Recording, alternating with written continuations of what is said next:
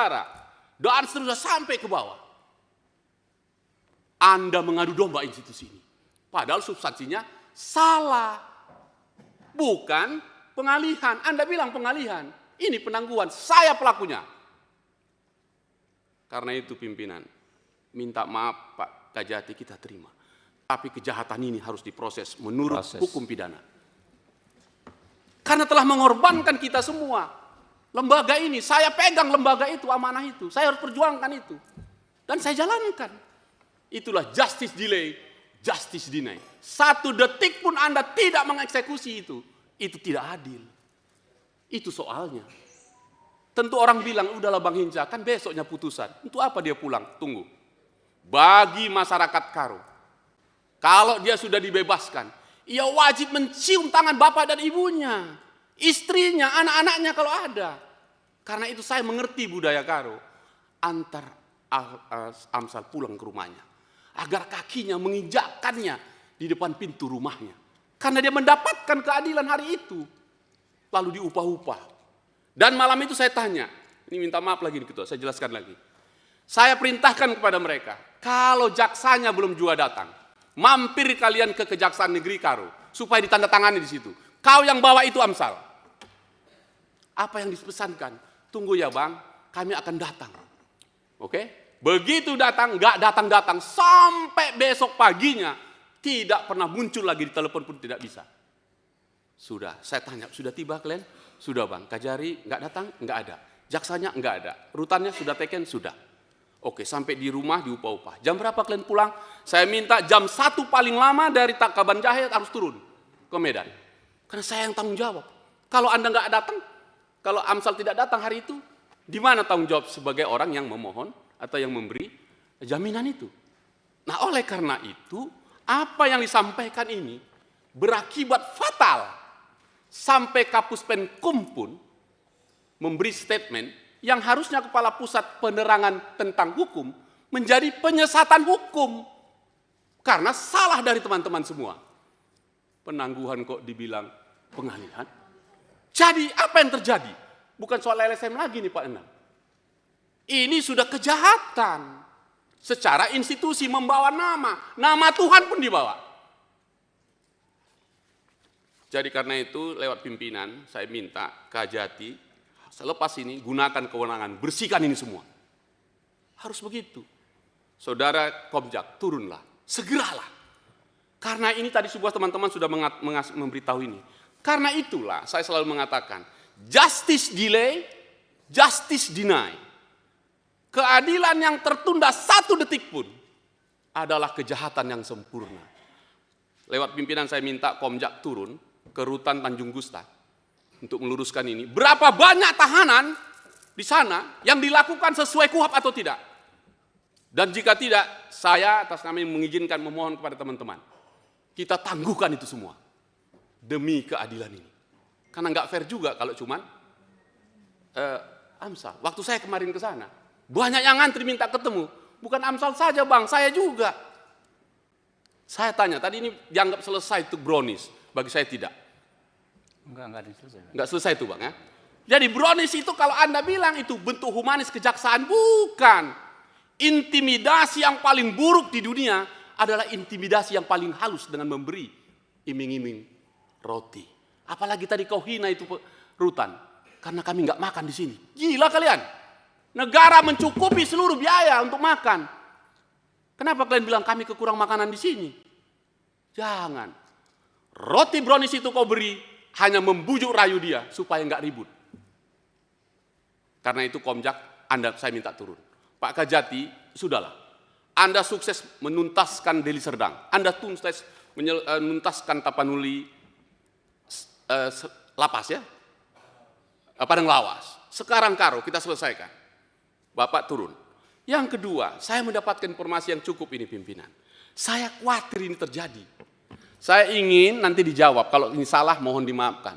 Tapi karena ini masuk harus Anda jawab ini Saudara Kajari. Apakah benar Bupati Karo memberi bantuan mobil kepada Kejaksaan Negeri Tanah Karo? 1, Toyota Kijang Innova BK1094S dipakai Kajari. Nissan Grand Livina BK1089S dipakai Kejaksaan Negeri Karo. Toyota Fortune BK1180S, Toyota Innova dan seterusnya. Apakah gara-gara ini sehingga hanya pelaku kreatif yang kalian kejar-kejar cari kesalahannya? Penyelenggara negaranya tidak. Jadi, bagi saya mengusulkan pimpinan.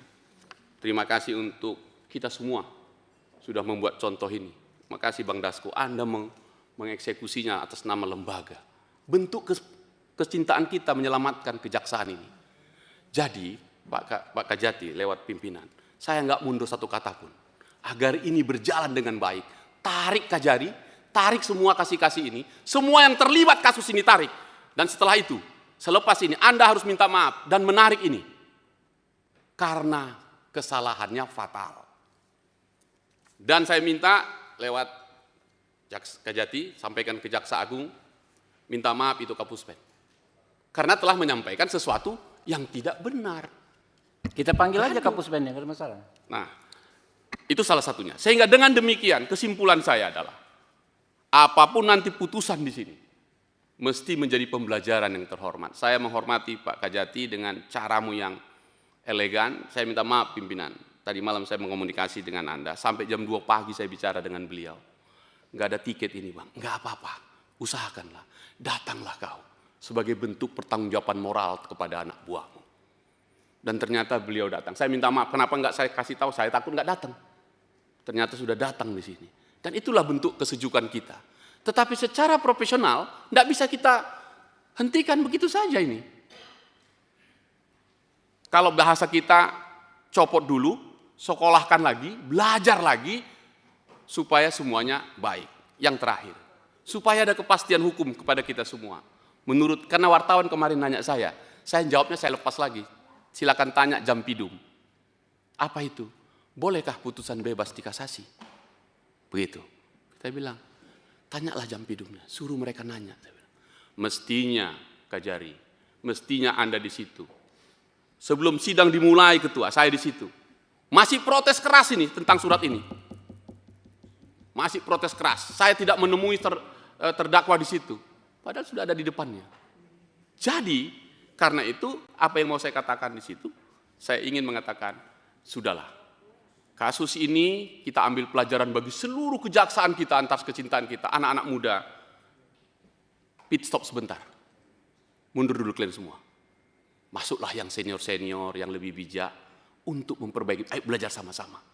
Agar dengan demikian keadilan ini bisa kita tentukan. Jadi, terakhir usul saya, nanti apapun kesimpulannya, kita panggil Jambin, kita panggil Jamwas, kita panggil Kapuspenkum, agar tidak jadi LSM seperti yang tadi itu.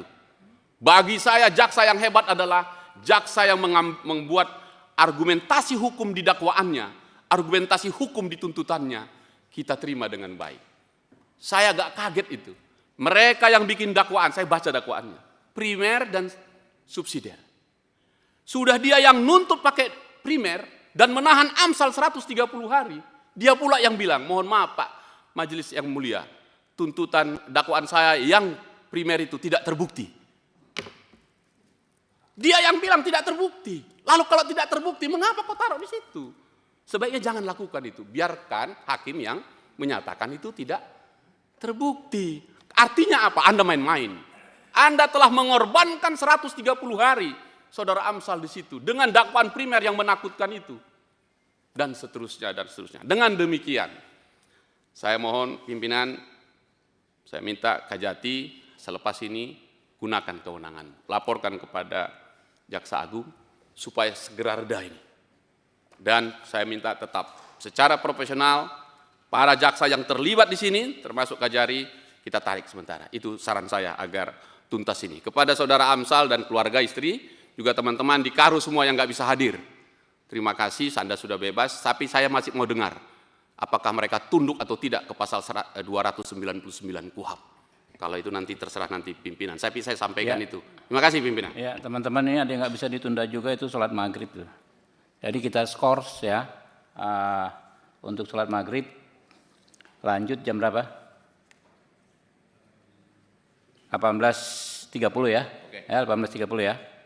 Skor 30 menit, sampai 18.30.